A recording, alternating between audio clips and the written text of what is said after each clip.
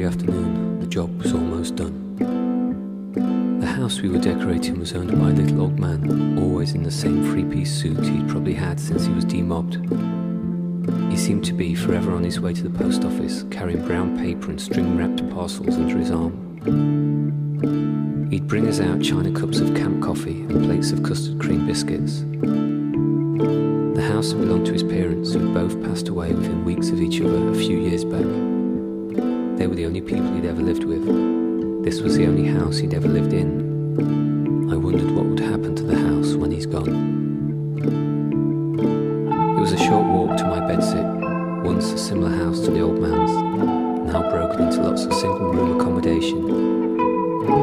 It also once had a great garden like his, now occupied by a one-storey modern block building containing a dentist and chiropodist. In my room was an electric cooker, which I only used in winter to keep warm. Next to that was a sink with a glass shelf above it, on which was a toothbrush and a carton of Marlboros. There was a table with a chair in one corner, a single bed in the other, and about 4 square feet in the middle. There was a wooden drawer under the bed with most of my clothes in. The rest were hung on the back of the chair. I had a record player on the table and boxes of records underneath. The bathroom for the first and second floor was opposite my room. It had a meter for the water which took 2 50-pence pieces.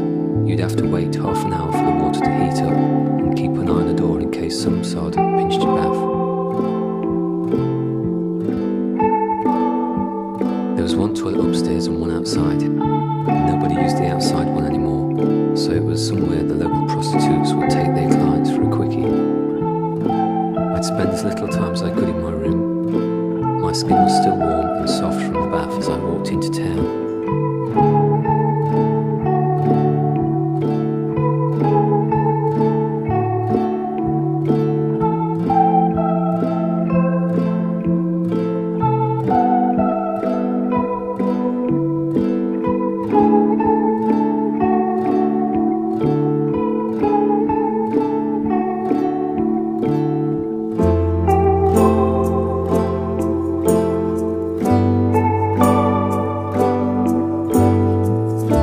So I was sat on my usual bar stool in my usual pub by 6:30, the usual 12 or so regulars in at this time of the evening, nice and relaxed before the post 8 o'clock crush. We'd crowd around the tiny bar near the pool tables. The house rule for pool was winner stays on. You'd chalk your name on the blackboard and wait your turn. The challenger paid for the game, so if you were good you'd play all night. Tonight I was great. She walked into the pool room just as I potted the black. The next name on the list bent down to the slot on the table and put his coins in. I was used to seeing her surrounded by burgundy flocked wallpaper and red velvet upholstery in the Sunday night pub around the corner. She looked different stood here in the pool room. She looked good, and she was looking at me. I ended the game as quickly as I could without losing badly and stood near her. "Would you like a drink?" she asked. "I'll get them what you want," I replied. "The same as you're having," she said. The great thing about being a regular when the bar's 10 deep is it only takes a raised eyebrow and a couple of nods, and 2 bottles of holstered pills are being passed over people's heads to you. We did the pool room dance for a while, moving to excuse me's, bending around elbows and pool cues until we decided to move on. It was too early to go to the club, so we went around the corner to the Sunday night pub. It was still quite busy on a Friday, full of couples and students. It had a reputation as a gay bar, probably why the students came here and they felt safe. She was my dream. We drank Bruno Blacks, talking about John Barry, Ford Cortinas. She preferred Mark Pretty, and what was best, Jello Brill Cream. I preferred the Brill Cream. She even agreed on Her Majesty's Secret Service was the best Bond film, if you accept it as a whole, and not just get hung up about George Lazenby.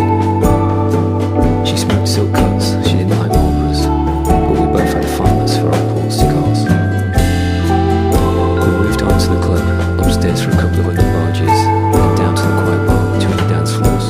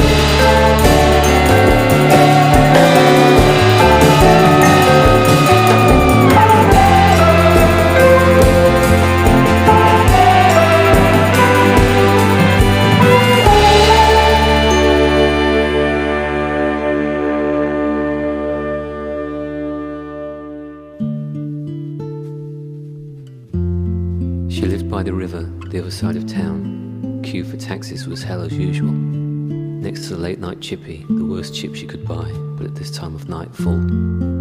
Outside, fights were thrown up. We jumped in the taxi, nothing mattered but us. Back at hers, a bedsit in a house similar to mine. She'd done something, painted 3 walls, put up some old 50s style wallpaper, a big Bowie poster and some nice curtains. It would be easy for me to change my wood chip magnolia bedsit standard. After all, it was my job. She had a few lamps here and there and some candles. She made us proper hot chocolate, not the instant shit you get from a machine. She had Fox's biscuits and a small bottle of Cointreau too. The end of a perfect day. The taste of chocolate, cigarettes and orange liqueur made her lips even better. I undid a tartan miniskirt, pulled off her black wool tights. My lips moved up her legs. What the fuck? I had a large hard dick poking me in the eye. Shit, you're a chap. I felt like jumping through the window screaming. I couldn't move. He still looked the same. I had a pain in my head. I wanted to do something, say something. He was holding me, sobbing. He must have known. How could you not tell? And I love you. I can be your woman. His eyes were still beautiful, deep brown. His lips still chocolatey and orangey. Shit, I said. I was never a breast man anyway.